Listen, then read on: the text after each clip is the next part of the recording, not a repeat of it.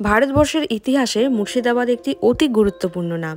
Lord Clive থেকে Mount Batten ইংরেজদের 200 বছরের উপনিবেশের গোড়াপত্তন হয়েছিল এই মুর্শিদাবাদে। এককালের বাংলা, বিহার, উড়িষ্যার রাজধানী আজ জৌলস হারিয়ে জীর্ণশীর্ণ। অনেক পর্যটককে বলতে শুনেছি মুর্শিদাবাদে এখন আর কিছুই নেই, সব ভাঙাচোরা বাড়ি আর কবরখানা। একটা দুটো প্রচলিত গল্পের ওপর দাঁড়িয়ে মুর্শিদাবাদ দেখতে আসে মানুষ। এই খণ্ডাহারের ইতিহাস জানলে শোনা যাবে অশ্বক্ষুরের আওয়াজ, তরবারির ঝনঝনানি, বিশ্বাসঘাতকের ফিসফিসানি, দেশপ্রেমীদের হুঙ্কার আর অলিক মানসে ভেসে উঠবে রঙিন ঝলমলে মুর্শিদাবাদ। এখন আমরা রয়েছে কাঠগোলা বাগানে। কাঠগোলার বাগানের মধ্যে রয়েছে বাগানবাড়ির প্রতিষ্ঠাতা লক্ষ্মীপদ, ধনপদ, ছত্রপদ, মহিপদ সিংদুগড়ের বিশাল আকার ঘোড়ায় চড়া মূর্তি। একটি বাউলি আছে, বাউলিটিতে রাজস্থান সংস্কৃতির ছোঁয়া লক্ষ্য করা যায়। মার্বেলের তৈরি নানা রকম মূর্তি রয়েছে মাছের সমাধি। জৈন সম্প্রদায়ের মানুষের কাছে মাছ খুব পবিত্র, তাই মাছ মারা গেলে তাকে সমাধি দিয়ে দেওয়া হতো। রয়েছে লক্ষ্মীপদ সিংদের বাসস্থান, দুগর পরিবারের ব্যবহৃত আসবাব, খাট, আয়না, মূর্তি, ডাইনিং টেবিল, তৈলচিত্র, মার্কারি, গ্লোব ইত্যাদি ইত্যাদি। কাঠগোলা বাগানের প্রধান আকর্ষণ হলো এই জৈন মন্দিরটি। তোরণ পার করে মন্দির প্রধান প্রবেশদ্বারে দুপাশে সরু দ্বারের ওপর দুটি গম্বুজ রয়েছে। হিন্দু ও মুসলমান স্থাপত্যের সমন্বয় সাধন করেছে। তারপর ভেতরে মূল মন্দির, মন্দিরের ভেতরে শ্রী শ্রী আদিনাথজির মন্দির রয়েছে। সঙ্গে রয়েছে নানা জৈন তীর্থঙ্করদের মূর্তি। দেখে মনে হয় মার্বেল পাথরের কাজ। পাথরের খোদাই করা বুদ্ধ গয়া, পরেশনাথ পাহাড়, ফল্গু নদী, যানবাহনের মানচিত্র অপূর্ব। মন্দিরের ভেতরে ঝোলানো কয়েকটি ঝাড়বাতি আছে একটি মার্কারি গ্লোব। বন্ধের কোনো দিন নেই, সকাল 6টা থেকে বিকেল 5টা অবধি প্রত্যেক দিন খোলা।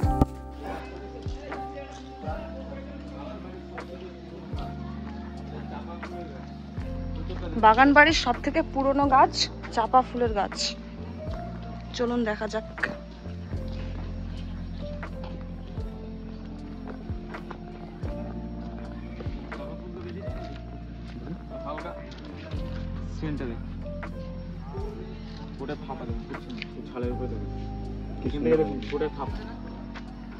কাণ্ডটাই নেই, 3টে ভাগ, 2টো ভাগ দাঁড়িয়ে সবচেয়ে পুরানো এই ভাগটা পড়ে গিয়ে পড়ে গিয়ে আবার ওখানে গাছ মানে নামেই চাপা, ভিতরটা ফাঁপা, সাইডে আছে স্বর্ণ চাপা, পায়ে নিচে মাটি, সামনে নামেই চাপা, ভিতরটা ফাঁপা, সাইডে স্বর্ণ চাপা। বলতে বলতে ডায়লগও হয়ে গেছে।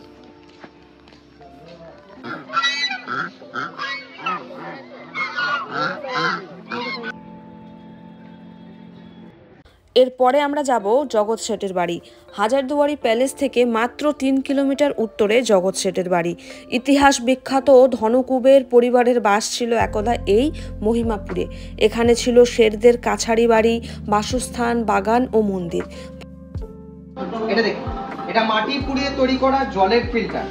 দেখে আপনাদের মনে হচ্ছে লোহা, কিন্তু এটা লোহা নয়, পুরো মাটির তৈরি। এটা হাওড়া বার্ন কোম্পানি। উপরে দেখবেন এটা অরিজিনাল হরিণের শিং, সৌন্দর্য বাড়ানোর জন্য মাথা কেটে লাগানো হয়েছে। এবার মিউজিয়ামে ঢুকতেও ভেতরে ছবি তোলা যাবে না, কোনো জিনিসে হাত দেওয়া যাবে না। এটা বাংলার যে প্রথম নবাব মুর্শিদ কুলিকা তার আমল থেকে 1717 খ্রিস্টাব্দে জগৎ শেঠ ছিল তখনকার দিনে নবাবদের ব্যাংকার। ওরা নিজস্ব টাকা ছিল, উনি নিজে টাকা পয়সা ছাপাতেন এবং সেই সময় নবাবরা, ইংরেজরা, ছোট বড় বণিকরা সবাই তার কাছ থেকে টাকা পয়সা ধার দেবে। মানে নবাবদের ব্যাংকার জগৎ শেঠ। ভাগীরথীর পশ্চিম পাড়ে ছিল টাকশাল। কালের স্রোতে প্রায় সবই ধ্বংস। গোলাপচাঁদ শেঠ এই বর্তমান মন্দিরটি তৈরি করান, সঙ্গে বাসস্থানটিও। এই মন্দিরের কোষ্ঠী পাথরের স্তম্ভগুলি পুরনো ধ্বংসপ্রাপ্ত মন্দিরের। বর্তমানে জগৎ শেঠদের বাসস্থানটি সংগ্রহশালা হিসেবে খুলে দেওয়া হয়েছে পর্যটকদের জন্য।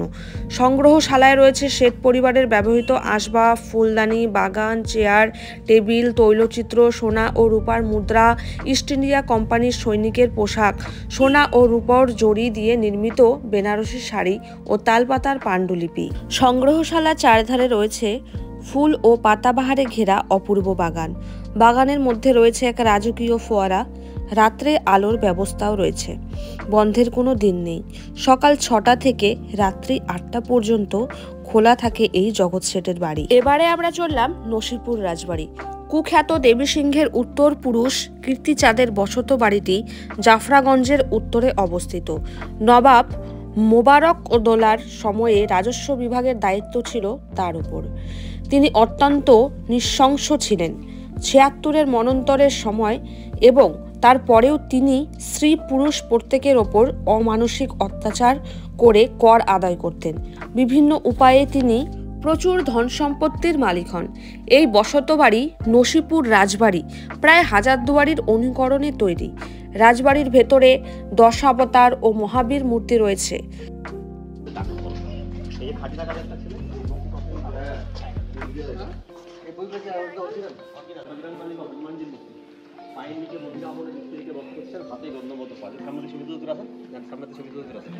একটাই স্টোন বা একটাই পাথর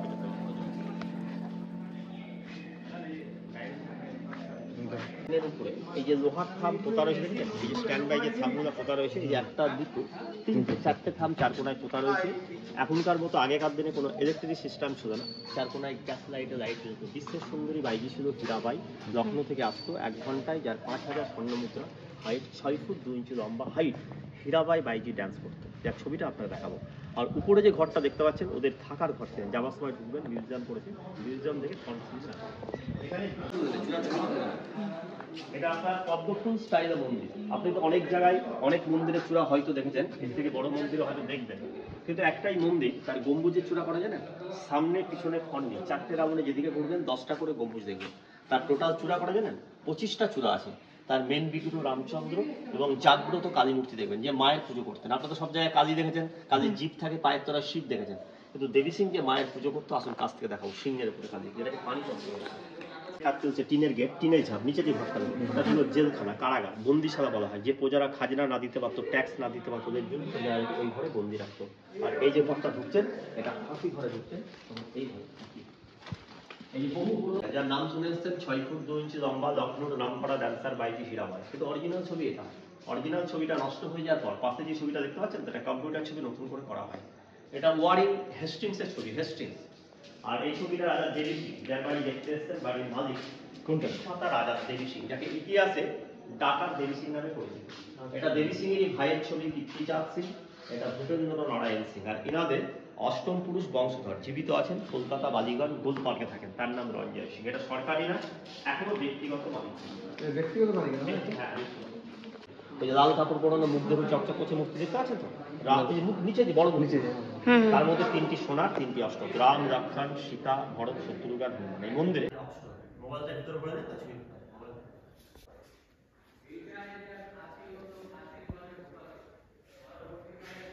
কি করেছিল। আগেকার দিনে রাজা নবাবদের নিয়ম ছিল, কাজ করিয়ে নিত, সারা জীবনে খরচাও দেওয়া হতো, কিন্তু তাদের হাতের কবজি বুড়ো আঙুলটা সিল্কে কেটে দিয়েছিল, যাতে এই শিল্পে এই কাজটা পরবর্তী জায়গায় না তৈরি করতে পারা যায়। কোনো মেশিন ছিল না, সব হাতে হাত দিতে, কোনো জোড়া নেই না, জয়েন্ট নেই, কোনো জোড়া পাবে না, সব এক হবে। সব এটা ব্রিটিশ পঞ্চমুখী ছিল। উনি আসেন, আসে সেটা আসে এখন সরকারের পাইবেন। আমরা যে টিকিট কাটছেন, এই টিকিটে পয়সা দেবো। প্রথমে রাধা মাধব মন্দির দর্শন, রাধা মাধব, এখানে রাধা কৃষ্ণ আছে, গোপাল আছে, এবং এখানে আপনার নারায়ণ সীতা আছে। এটা রাধা মাধব মন্দির। প্রচন্ড জাগ্রত কালী আপনাদের মধ্যে।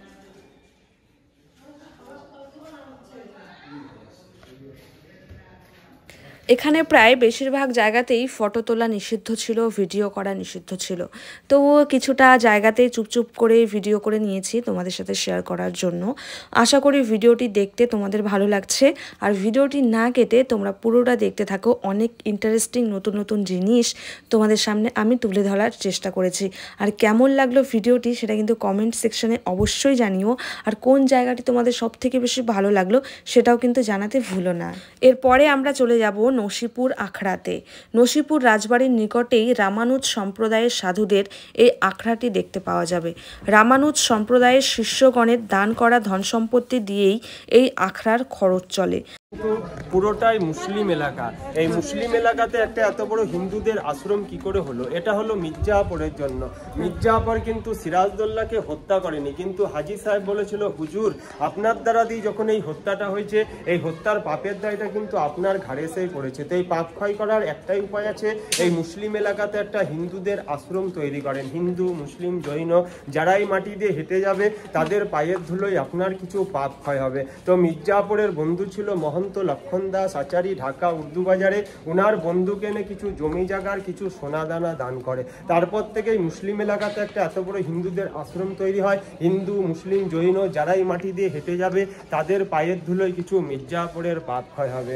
এবার সামনে চলুন, সামনে থেকে বলে দিচ্ছি। খাওয়া দাবার পরে একটা বিশ্রাম নিত, তার বলা তো এটা বিশ্রামশালা।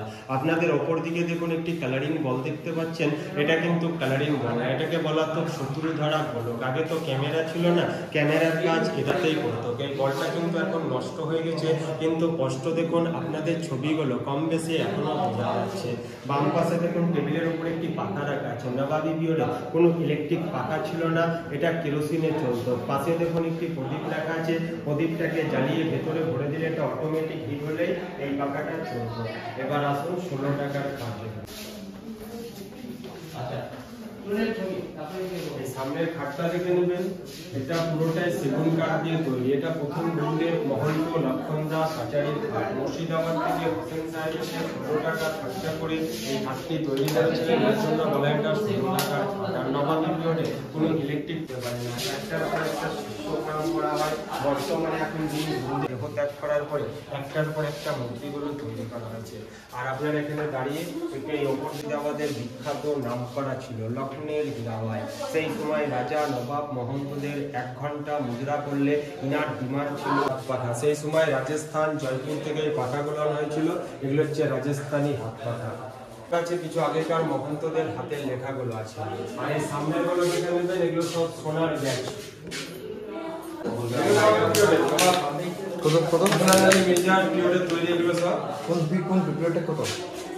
তখনকার পিরিয়ড ওই 1905 সাল। তখন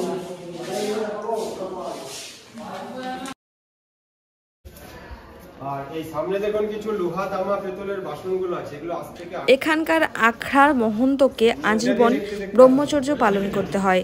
এখানে ঝুলন ও রথযাত্রার সময় মেলা বসে। আখড়ায় পিতল ও কাঠের রথ আছে, আর আছে সম্পূর্ণ চাঁদির তৈরি 14 ফুট উচ্চতার একটি রথ। তো ভেতরে কিন্তু এরকম হিন্দুদের জন্য মন্দির তৈরি করা আছে। আর কেন তৈরি করা আছে সেটা তো আমরা প্রথমেই গাইডের থেকে শুনে নিলাম।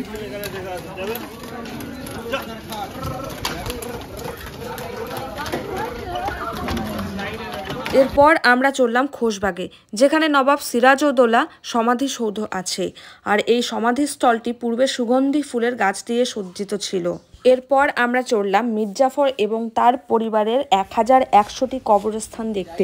এখানে গিয়েই তো আমার গা ছমছমের অবস্থা। চলুন দেখে নেওয়া যাক আমাদের গাইডের সহায়তায়। এসেছেন তার মালিকের কবর আছে এটা। এনার নাম আছে নবাব নাজিম হুমায়ুন জা। হুমায়ুন জা ছিলেন মির্জাফরের 5ম বংশধর। ইনি বানিয়েছিলেন হাজারদুয়ারি প্যালেসটা, যেটা আপনারা দেখবেন তার মালিকের কবর আছে। হুমায়ুন জা আছে হুমায়ুন জার বাবা, এনার নাম আছে ওয়ালা জা। নবাবি করেছেন 3 বছর 1821 থেকে 24। 3 নম্বর কবর যেটা আছে হুমায়ুন জার কাকা, নাম আলী জা। ওয়ালা জা আলী জা 2 ভাইয়ের কবর। হাজারদুয়ারির ভেতরে যখন যাবেন এসব নবাবদের ছবিগুলো দেখতে পাবেন। মহরমে 10 দিন খোলা থাকে, বাদ বাকি দিনটা বন্ধ থাকে। ইনি বানিয়েছিলেন। এনার নাম আছে নবাব নাজিম ফেরাদুন জা। হুমায়ুন জা মিডিল লাইনে 4টে ছেলের কবর, মোবারক দৌলা, আশরাফ দৌলা, এটা সাইফুল দৌলা, আর এটা নাজিমুদ দৌলা। পরস্পর লাইনে 4টে ছেলের কবর। বিহারে একটা এই কারণে হয়েছে তো ছেদ হনে বলে ওর কবরটা বিহারে দেওয়া হয়েছে, এদিকে নিয়ে আসা হয়নি কবরটাকে, মানে ওর লাশটাকে নিয়ে আসা হয়েছে। এটা মির্জাফরের কবর আছে। পাশে 2টো কাকা আছে, নজফ নজফি, মাঝখানে মির্জাফর। মীর মোহাম্মদ জাফর খান, শর্ট নাম মির্জাফর। কোনটা এই যে সাদা কবর, এটা মির্জাফর। হ্যাঁ, এটাই মির্জাফরের আছে। আর পাশে 2টো হচ্ছে কাকা, যেরকম ওনার নাম নজফ খানের নাম নজফি খান, মাঝখানে সাদা কবরটা মির্জাফর।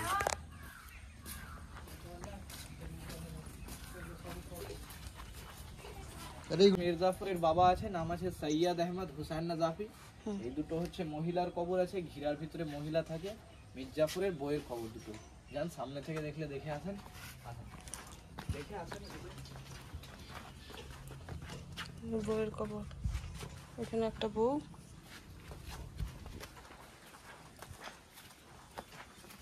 এখানে একটা বউ, 2টা বউ।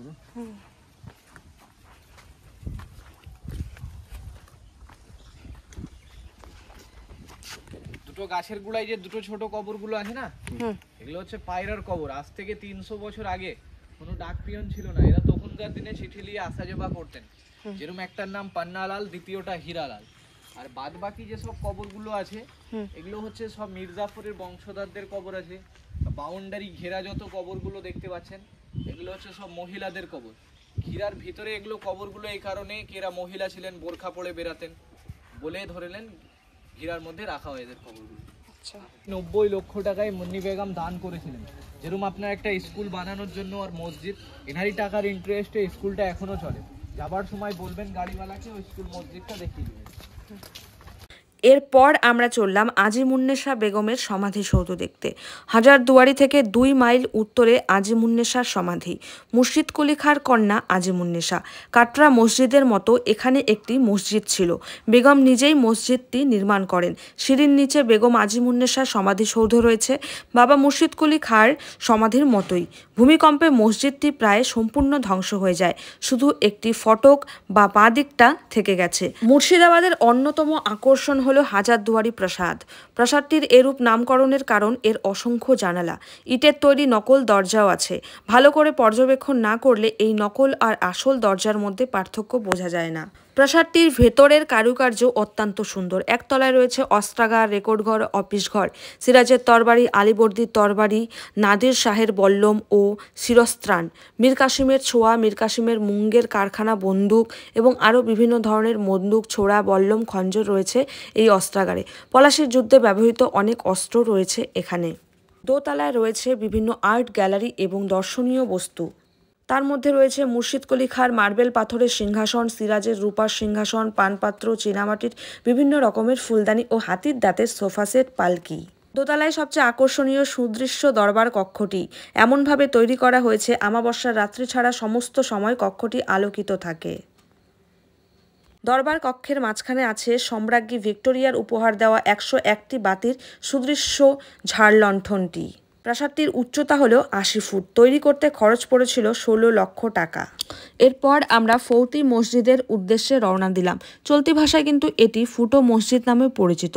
হাজারদুয়ারি থেকে 1.5 মাইল পূর্ব দিকে একটি অসম্পূর্ণ মসজিদ দেখা যায়। মসজিদটি নির্মাণ শুরু করেছিলেন নবাব সরফরাজ খাঁ। মসজিদে অনেক শিল্পকর্মই অসম্পূর্ণ থেকে গেছে, কারণ গিরিয়ার আলীবর্দীর সঙ্গে যুদ্ধ করতে গিয়ে নবাব সেখানেই মারা যান। তখন থেকেই মসজিদটি অসম্পূর্ণ রয়েছে। পরবর্তীকালে কেউই আর মসজিদটি সম্পূর্ণ করতে উদ্যোগী হননি। এটা দেখতে কিন্তু ভীষণ ভয়ঙ্কর লাগছিল। ভেতরে যাওয়ার পর বুক ধকপকানি উঠে গেছিল আমার, এত ভয়ঙ্কর লাগছিল। তোমরা গেলে কিন্তু অবশ্যই এই জায়গাটা তোমাদের ডায়েরির মধ্যে রেখো। ভিডিও দেখা শেষ হয়ে গেলে কিন্তু জানিও কারা কারা তোমরা মুর্শিদাবাদে গেছো সেটা। এরপর আমরা চললাম কাটরা মসজিদে। এইখানে তো গিয়ে একদম আমার চক্ষু চড়ক গাছ, এত সুন্দর মন্দির, যদিও আমি ভালো করে ভিডিও করতে পারিনি।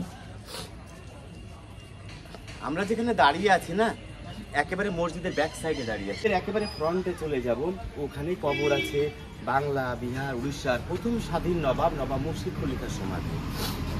বুকের উপর দিয়ে আমাদের মারিয়ে যেতে হবে, অন্য কোনো রাস্তা নেই। তবে কেন একজন মহান নবাবের বুকের উপর দিয়ে মারিয়ে যেতে হবে? সত্যি কি তিনি কোনো মহাপাপ করেছিলেন? আমি পরে বলছি। এই সুন্দর গার্ডেন বাগান দেখতে পাচ্ছেন স্যার, আজ থেকে 300 বছর আগে নবাব মুর্শিদ কুলি খাঁর আদেশে এখানে সপ্তাহে 3 দিন সবজির বাজার বসতো। আচ্ছা, সেই কারণে জায়গাটার নাম হয়েছে সবজি কাটরা মস্ক। এই কাটরা মিন্স মার্কেট, বাজার, এটা একটা আরবি শব্দ। আচ্ছা, পাশে দুটো মিনার দেখতে পাচ্ছেন, ওয়াচ টাওয়ার, একে বাংলায় বলা হয় বুরুজ। বাইরে থেকে যেন কোনো শত্রুপক্ষ এই মসজিদকে আক্রমণ করতে না পারে 24 ঘন্টা এখানে সৈন্য সামন্ত মোতায়েন রাখা হতো। এবং ভোরবেলা মুসলিমগণেরা আরবিয়ান আজান প্রদান করতেন। এবং যে সমস্ত মুসাফিরগণ দূর দূরান্ত থেকে এই মসজিদের ভেতরে কোরআন পাঠ বা নমাজ পাঠ করতে আসতেন, তিনাদের থাকা খাওয়ার ব্যবস্থা হতো নিচের একতলা আর উপরে দোতলা। এগুলোকে বলা হচ্ছে আপনার মুসাফিরখানা বা গেস্ট হাউস বা ছাত্রাবাস।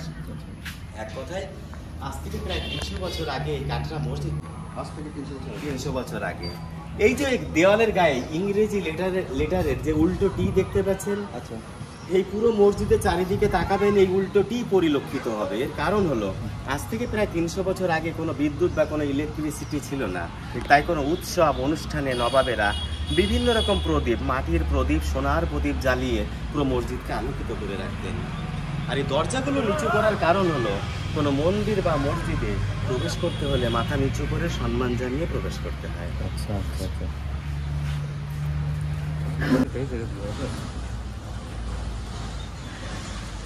দারুণ সুন্দর করতে হচ্ছে। বিখ্যাত কাটরা মসজিদ, মক্কার কাবা মসজিদের অনুকরণে এটা তৈরি করা হয়েছিল। আমরা এক্ষুনি ভিতরে প্রবেশ করব, তার আগে নিচে তাকিয়ে দেখুন এই যে সুড়ঙ্গ দেখতে পাচ্ছেন স্যার, এই মসজিদের 3 দিকে প্রায় 14টা সুড়ঙ্গ আছে, কিন্তু এখন কোনোটাই সুড়ঙ্গ নেই, এগুলো এখন ভেন্টিলেটরের কাজ হয়। আচ্ছা, এটা কোথায় সুড়ঙ্গটা কোথায়? সুড়ঙ্গ এখন নেই, সুড়ঙ্গ শোনা যায় যুদ্ধ বিগ্রহের সময় মাটির তলা দিয়ে গুপ্ত রাস্তা ছিল, কিন্তু এখন নেই। এখন কিছুটা অংশ রাখা হয়েছে, 24 ঘন্টা ইয়ার পাসের ফলে এত বড় মসজিদ ড্যামেজ হবে না, তাই কিছুটা অংশ রাখা হয়েছে, ভেতরে সব বন্ধ করা আছে। জায়গায় চলে এসেছি, পায়ের নিচে লক্ষ্য করুন, এখানে বিভিন্ন ডিজাইনের স্কোয়ার করা আসন আছে দেখুন। এই টোটাল মাঠটিতে 2000টি আসন আছে, 2000 জন মানুষ একসঙ্গে বসে নামাজ আদা করতেন। একসঙ্গে 2000 মানুষ বসতেন, নামাজ পড়তেন। আর উপরে যে সারিবদ্ধভাবে লোহার রিংগুলো চলে গেছে, মাঠের প্রান্তে ছোট ছোট লোহার বালা পোতা আছে, এখানে শামিয়ানা টানানো হতো, শামিয়ানা, যাতে তিনাদের গায়ে রোদ বা বৃষ্টি না লাগে। আর এই যে দেওয়ালের গায়ে যে 4 কোণা খোপগুলো দেখতে পাচ্ছেন স্যার, এই পুরো মসজিদের সামনে তখনকার দিনের বহু মূল্যবান বেলজিয়াম গ্লাস বসানো ছিল। আর যে কাচের বৈশিষ্ট্য ছিল, রাতের বেলা যখন চাঁদের আলো পড়তো চারিদিকে ঝলমল করে উঠতো, আলোটা প্রতিফলিত হতো। এখন নিয়ে এটা উঠে গেছে? না, সেই বেলজিয়াম গ্লাসটাই তো নিয়ে চলে গেছে ইংরেজরা, বা নষ্ট করে দিয়েছে সব। কি দারুণ সুন্দর।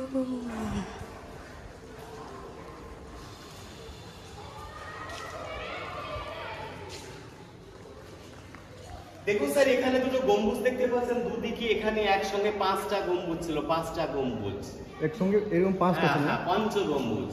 এটা কি ভেঙে দিয়েছেন? 1897-এ এই মুর্শিদাবাদে এক ভয়ঙ্কর ভূমিকম্প হয়েছিল, আর সেই ভূমিকম্পের ফলে এই মধ্যে 3টে গম্বুজ পরস্পর ভেঙে গেছে। বাইরে নমাজ পাঠ হতো, এখানে ধর্ম নিয়ে ডিসকাশন হতো। এই 3টে সিঁড়ির উপরে মৌলভী সাহেবগাড়ি কোরআন পাঠ করাতেন। উপরে একটা কোষ্ঠী পাথরে লেখা আছে দেখুন, যিনারা মুসলিম সম্প্রদায় তিনাদের একটা পবিত্র কলমা এখানে লেখা আছে। এখানে লেখা আছে লা ইলাহা ইল্লাল্লাহু মুহাম্মাদুর রাসূলুল্লাহ। এই কথাটার অর্থ হলো আল্লাহ এক, অদ্বিতীয়, এবং মুহাম্মদ তার প্রেরিত রসুল। রসুল মানে দূত, messenger. Allah is almighty and Muhammad is his messenger. আর একটু আমরা ব্যাক সাইড দিয়ে প্রবেশ করে আমরা একেবারে ফ্রন্টে চলে যাব। এবার ইতিহাসটা একটু বলি, ভালো লাগবে স্যার। এই বাংলায় টোটাল 18 জন নবাব নবাবি করে গেছে। প্রথম নবাব কে ছিলেন? মুর্শিদ কুলি খাঁ। বাংলার দ্বিতীয় নবাব ছিলেন মুর্শিদ কুলি খাঁর জামাতা সুজাউদ্দৌলা। সুজাউদ্দৌলার পর তার পুত্র সরফরাজ খাঁ। আর এই সরফরাজ খাঁকে 1740 খ্রিস্টাব্দে গিরিয়ার যুদ্ধে পরাস্ত করে পাটনার শাসনকর্তা আলীবর্দী খাঁ এবং নিহত করে। আলীবর্দী ছিল 4র্থ নবাব। আর বাংলার শেষ স্বাধীন নবাব কে ছিলেন? সিরাজদৌলা। সিরাজদৌলার মৃত্যুর পর আমরা ভারতবাসী প্রায় 200 বছর ইংরেজের গোলাম হয়ে গেছিলাম। সিরাজদৌলার মৃত্যুর পরে যারা নবাব হয়েছিলেন তারা সবাই ছিলেন পরাধীন। নাজমুদ্দৌলা, সৈফুদ্দৌলা, মোবারকদৌলা, বাবর আলী, আলিজা, পরাধীন ভারত নামে মাত্র নবাব, আসল ক্ষমতা ইংরেজের। তো মুর্শিদ কুলি খাঁ ওই তো পলাশী যুদ্ধের পরে ইংরেজরা নিয়ে নেয়, পুরো শাসন ক্ষমতা নিয়ে নেয়। আচ্ছা আচ্ছা, পলাশী যুদ্ধের আগে কিন্তু ইনারাই। হ্যাঁ, এটাকে লোহার নেট সিস্টেম করা ছিল, লোহার নেট। হেঁটে গেলে পায়ের ধুলোগুলো বুকে গিয়েই পড়তো। আর্কিওলজিক্যাল সার্ভে অফ ইন্ডিয়া এটাকে নেওয়ার পর উপরটাকে ঢালাই করে দিয়েছে, আমাদের নিচে গিয়ে সমাধিটা দর্শন করতে হবে। দেখাবো।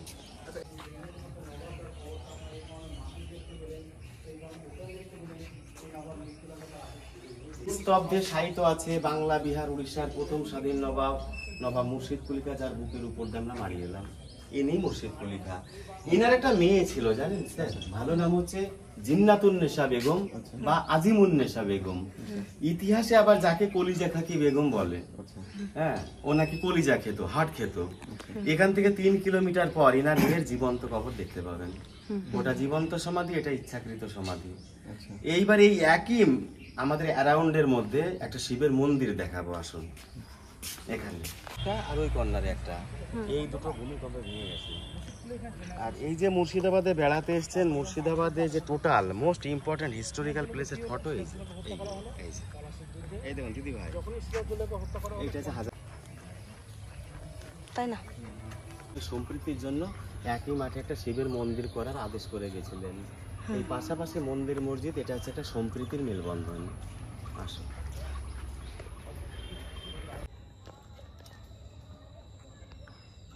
মতিঝিল আলীবর্দীর বড় মেয়ে ঘসিটি বেগমের স্বামী নওয়াজিস মোহাম্মদ খান মতিঝিল প্রাসাদ নির্মাণ করেন 1743 সালে।